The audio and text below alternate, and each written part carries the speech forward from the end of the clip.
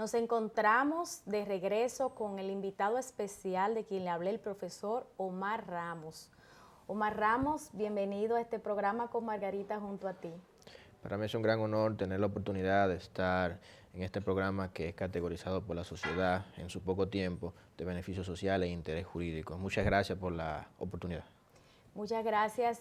Señores, Omar Ramos es un especialista en el derecho constitucional y derecho administrativo. A pesar de su juventud, también es profesor de la Universidad UAS ¿Sí? y de la Universidad Católica de Santo Católica de Domingo. Santo Domingo. Qué bueno ver cómo la juventud va creciendo y se va desarrollando con tanta formación para dar un buen uso y aportar todo ese conocimiento a lo que es nuestra república.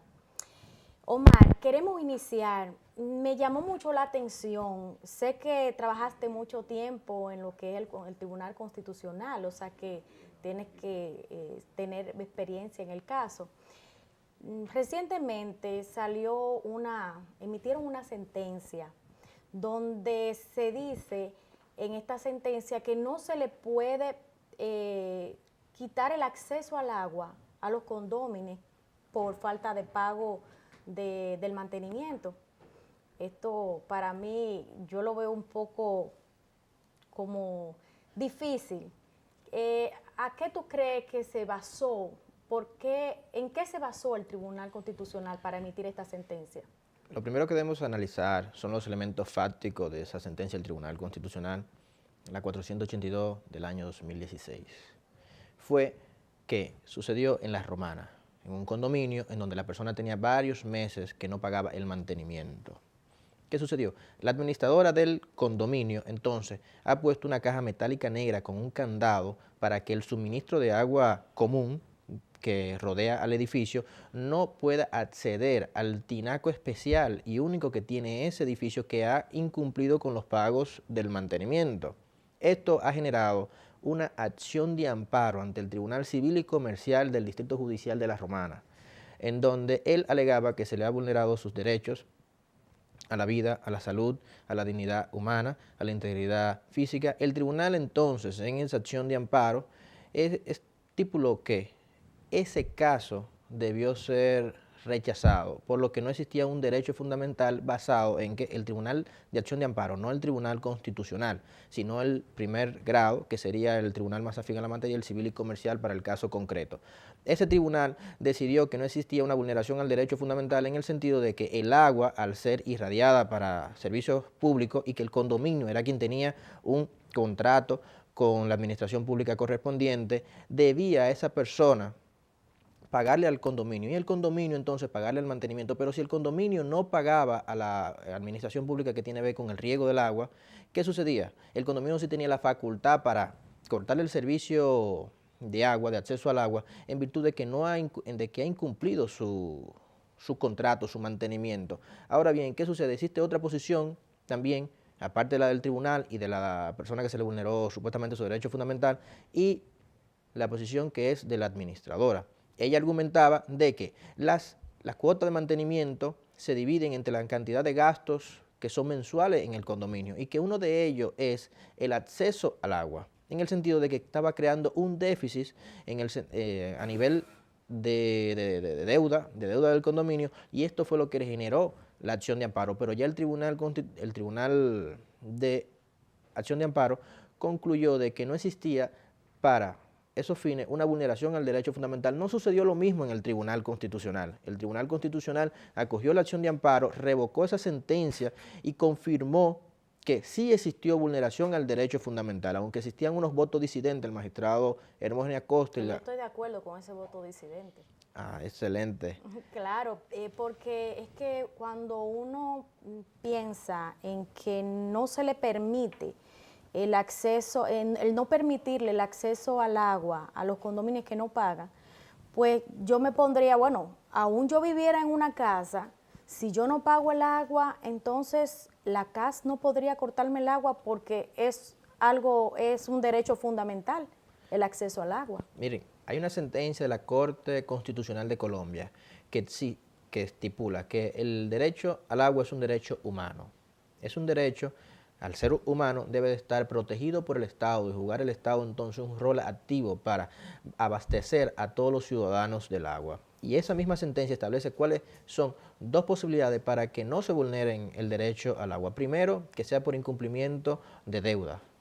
Y segundo, porque esa irradiación del agua sería un obstáculo para el libre desarrollo, primero de la vida, de la salud, y traería consecuencias a la dignidad humana, porque traería más enfermedades, la falta de alimento, no se podría entonces una vida sanitaria de manera correcta y adecuada. En ese mismo sentido motivó el Tribunal Constitucional en la sentencia 482 del año 2016, pero también tomó como referencia dos sentencias anteriores, que fue la 49 del 2012 y la 289 también del año 2016, donde establecía que ese derecho fundamental al agua debía ser protegido y que el Estado debía jugar un rol muy activo. También la Constitución Dominicana, en el artículo 15, y también en el artículo 61, numeral 1, establece que el agua es un recurso prioritario y que ninguna persona podrá abstenerse o eliminar el libre acceso al agua, porque estos efectos causarían un total obstáculo para el libre desarrollo de lo que es la vida, la salud, los hospitales, los alimentos.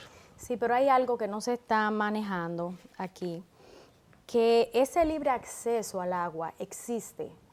El problema es que el agua no se vende realmente. El precio que nosotros pagamos, como pagamos mensual el agua, no es el agua que estamos pagando. Estamos pagando es el transporte de esa agua a las casas por vía de las redes, sí, de las microredes. Y además también estamos pagando lo que es la sanidad de esa agua, el tratamiento de esa agua que tiene un coste. Entonces, en este caso, cuando hablamos de esta sentencia, ok, el agua es fundamental y es obligatoria, no se le puede impedir el acceso al agua a nadie. Pero si se deja de pagar a la CAS, a la institución que maneja el agua, que lleva el agua a tu casa, tienen derecho a cortártela. Pero entonces a un condominio no se le puede cortar el agua cuando no está pagando el mantenimiento, que de ese mantenimiento está también el pago del agua. Como que yo veo esa sentencia un poco injusta, puesto que si todo el edificio paga su mensualidad para pagar el agua, una sola persona no la paga, pues queda libre de pago y sigue consumiendo su agua normal sin tener que pagar. Entonces, en este caso yo lo que pienso es que esta sentencia debió tener alguna cláusula específica que libere esta situación de que por lo menos si hay un costo y ese costo tiene que cubrirse. El Tribunal Constitucional consideró que la recurrida en materia ya de máximo intérprete de la Constitución Dominicana, que sería la administradora del condominio, su posición fue arbitraria e ilegal. ¿Basado en qué? En que ella tenía otras vías jurisdiccionales presentes, como sería la inscripción de un privilegio por falta de cumplir con el mantenimiento del edificio. Para esto se necesitaba convocar a una asamblea de los condómines para que se pongan de acuerdo con un notario público e inicien ese procedimiento de inscripción de privilegio, pero no de forma interesada y de forma autónoma y propia, poner una cajetilla una caja de metal con un candado para impedir el acceso, sino utilizar las vías de derecho que están posibles, como la inscripción de un privilegio.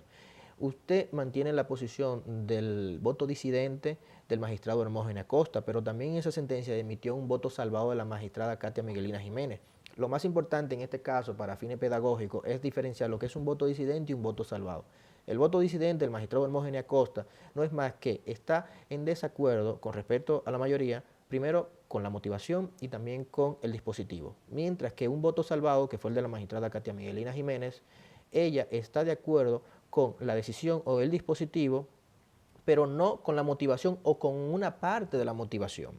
El magistrado entonces, Hermógenes Acosta, en su voto disidente, estableció que como la deuda era del condominio y el condominio tenía un contrato directamente con la administración que prevé el agua en ese sector, bueno, el condominio de la misma forma que se dividen los gastos, tenía posibilidad de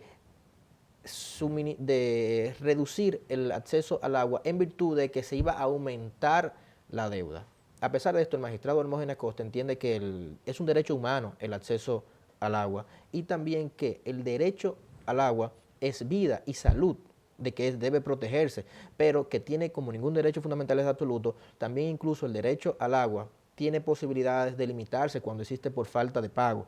El Estado, él explicaba en ese voto disidente, de que el Estado tiene la responsabilidad de proveerle agua a todas las personas, que eso sería lo correcto y lo ideal, pero nosotros, como somos un país en vía de desarrollo, no tenemos la capacidad o todas las herramientas necesarias para darle agua a todo el mundo, por lo que nosotros los consumidores, él exponía, debemos de entonces pagar ese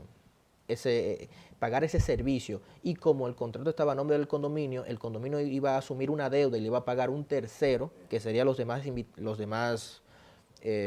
condómines. Entonces no podía los demás condómines pagar el acceso al agua porque era él que le estaba consumiendo, por lo que consideraba que la sentencia de acción de amparo, no la del Tribunal Constitucional, era la correcta y la que debió entonces confirmarse y nunca debió revocarse esa sentencia. Bueno, esto es una sentencia, la verdad, para mí un poco extraña, porque también pronto va a salir una ley del agua, que vamos a hablar sobre eso más adelante, después de estos comerciales.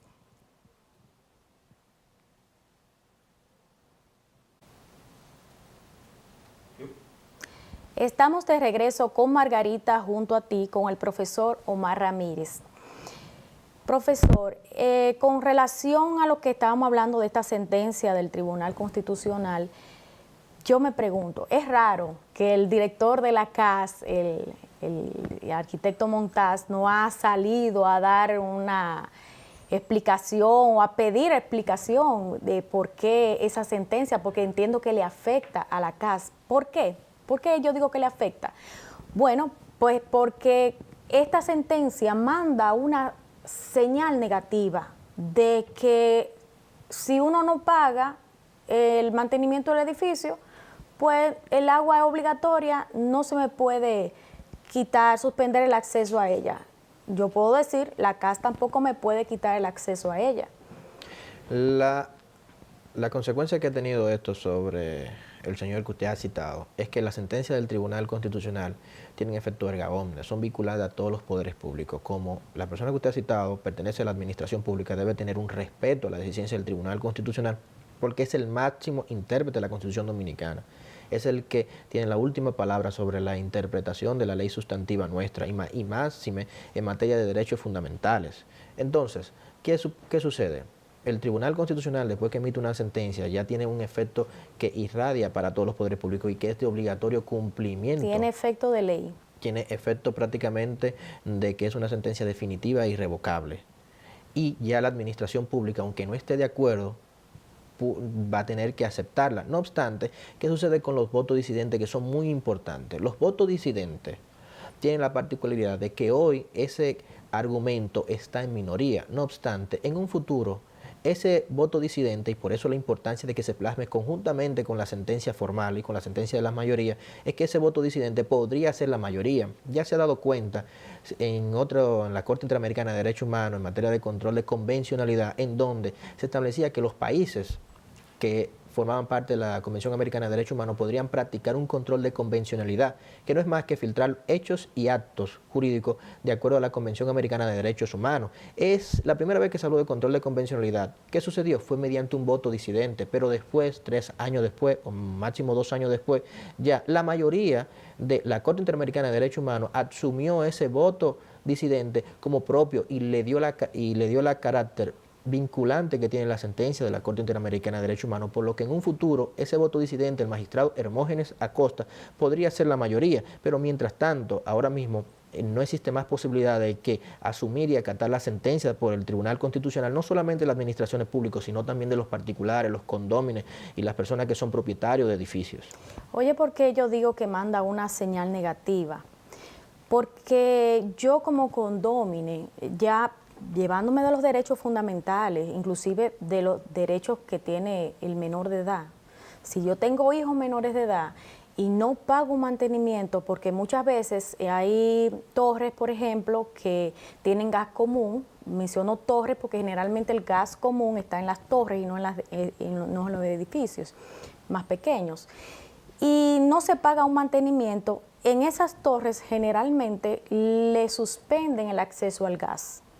Pero yo puedo entonces ir al Tribunal Constitucional y decir que mis hijos, que son menores de edad, tienen derecho de alimentarse, yo no puedo cocinar porque me suspendieron el gas. Entonces, ¿cómo se manejaría esto? O sea, la gente, los condómines están viendo una señal, pues yo quiero, no pago, y a mí no me pueden quitar ningún servicio. Recordemos que el tema del agua, la misma Constitución establece que es de uso prioritario y que nadie puede limitarlo. Incluso el Estado estimula que debe de jugar él mismo, como el gobierno central, un rol activo para el suministro del agua potable a todos los sectores públicos. Está bien, pero el acceso al agua no está permitido. Entonces, una persona que no pague el mantenimiento, se le suspende esa agua que se está pagando, porque es un agua que se está pagando, el que te la lleven al edificio, que se está pagando, el tratamiento para que te puedas beber esa agua. Entonces, ¿qué tiene que hacer esa persona? Simplemente ir al río más cerca con una cubeta y sacar esa agua y llevarla a su casa, porque a nadie se le prohíbe de sacar agua del río. Esa es el agua que es gratis. Porque esa agua es la persona la que va a buscarla y es un agua que no está tratada. Pero el agua que viene de la CAS es un agua que tiene empleados que trabajan todas esas tuberías para que llegue a tu casa y trabajan lo que es el tratamiento para la sanidad de esa agua, para la salud.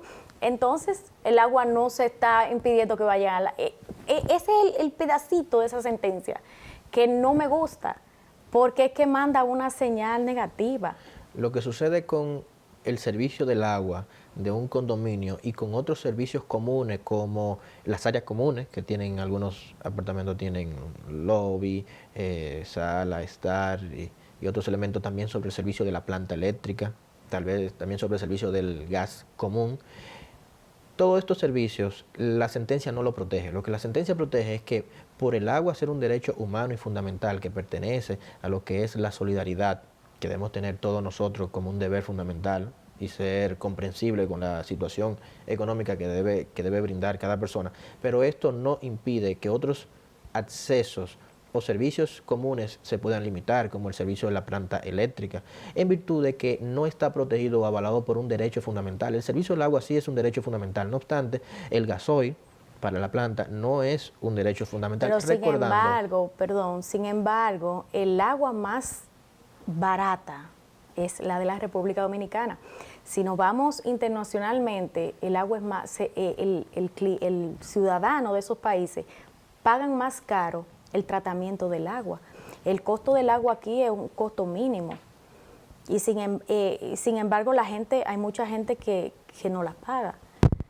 Entonces no entiendo, porque yo insisto en que no me gusta esa sentencia, porque es que la ley interpretativa, y yo puedo interpretar que si yo no pago el agua, la CAS tiene obligación de dármela, porque es que tiene un coste. No es gratuita totalmente. Esa es la importancia de los votos disidentes que podrían lograr en un futuro ser ya mayoría calificada. Pero el Tribunal Constitucional está compuesto por 13 magistrados, 2 de los cuales no estuvieron presentes en la deliberación por causa prevista en la ley según la sentencia 482 del año 2006. Por lo que el tribunal, el pleno, estuvo compuesto en un mínimo de 11 magistrados, de los cuales tuvieron la sentencia 9 votos a favor y donde todos estuvieron de acuerdo tanto con la motivación como el dispositivo. 2 votos, un voto disidente, pero un voto salvado. ¿Qué es el voto salvado de la magistrada Katia Miguelina? Que está de acuerdo con la motivación, que no está de acuerdo con la motivación completa o parcialmente. En este caso el voto de ella es parcialmente porque no está de acuerdo con la interpretación que le da de manera, la dimensión objetiva de trascendencia y relevancia constitucional. Y también ella está de acuerdo con el dispositivo de la sentencia, por lo que si nosotros vamos a las estadísticas, el Tribunal Constitucional compuesto por 13 magistrados, 2 no estuvieron presentes, pero de los 11 entonces, 10 magistrados estuvieron de acuerdo. Esto podría ser en un futuro cambiado, variado y tomado la posición del magistrado Hermógenes Acosta como la más trascendente, pero por el momento debemos de cumplir esa sentencia. Como abogado constitucionalista, ¿qué opina usted? ¿Qué podría pasar en el caso de la ley del agua que prontamente se va a aprobar en el Congreso? Esta sentencia ya choca con lo que es la ley del agua. Entonces, ¿qué podría pasar en este caso? El Tribunal Constitucional, las sentencias se interpretan de manera adjunta a la Constitución, por lo que ya esa ley primero debería ser revisada para asumirla desde la óptica de esa sentencia 482 y desde la óptica de lo que establece la Constitución, antes de ser debidamente publicada y aprobada por el Congreso Nacional. En el supuesto caso de que la ley que existe así y que esté en contradicción con la sentencia del Tribunal Constitucional y sea publicada y aprobada por la mayoría calificada del Congreso Nacional y debidamente ya observada por el presidente de la República, ya definitivamente se concluyó el proceso de ley y es una ley. Pasaron el plazo de las 48 horas donde todas las personas debemos de conocerla. ¿Qué va a suceder con esa ley? Se podría someter a una acción directa de inconstitucionalidad para ver si, y dándole la oportunidad al Tribunal Constitucional de variar su precedente o de establecer que esa ley debe de adecuarse a la sentencia 4882 del año 2006. ¿Qué sucede? El Tribunal Constitucional, como es un órgano que está configurado por personas, humanos, está desde la misma óptica de la ley orgánica del Tribunal Constitucional, puede variar su precedente. Este precedente puede variar, no por el voto disidente, sino también, aunque todos los magistrados hayan estado de acuerdo, puede variar. Lo único que debe la salvedad que le hace la ley orgánica del Tribunal Constitucional es que esa variación del precedente debe de estar debidamente motivada y justificada el por qué cambió de precedente. Entonces, mediante una acción directa podría el tribunal, sobre esa ley ya publicada, en dado caso que se mantenga como está, podría asumir dos posiciones. Primero, la declara no conforme a la Constitución por no estar de acuerdo al posicionamiento de la sentencia 482, o también podría variar el precedente de la sentencia 482 en el sentido de que si el Estado, si bien es cierto que debe de proveerle agua a todo el mundo, por las especificaciones que usted muy bien señala sobre que el tratamiento y el trabajo que hace el Estado, y como un derecho fundamental de segunda generación, que en donde se le exige un rol preestatal al Estado, este debe de ser probado, porque también el tema de los hospitales es un derecho de segunda generación y el tema de la salud, de la educación también es un derecho fundamental de segunda generación, en donde se le exige al Estado hacer algo. Pero ambos están comprometidos con un determinado monto mínimo, pero un determinado monto para el acceso y disfrute de estos derechos de segunda generación. Bueno, realmente el tiempo es corto en televisión y se nos ha agotado el tiempo. Vamos a tener que invitar al profesor Omar Ramos nuevamente al programa porque nos quedamos con varias preguntas que queríamos hacerle. O sea que más adelante vamos a tenerlo que traer otra vez aquí al programa porque yo sé que muchas personas están ávidos de respuestas de muchas interrogantes que tienen como ciudadanos y ciudadanas del país. Gracias por venir. Gracias. Muchas gracias, doña Margarita. Seguimos con más después de este comercial.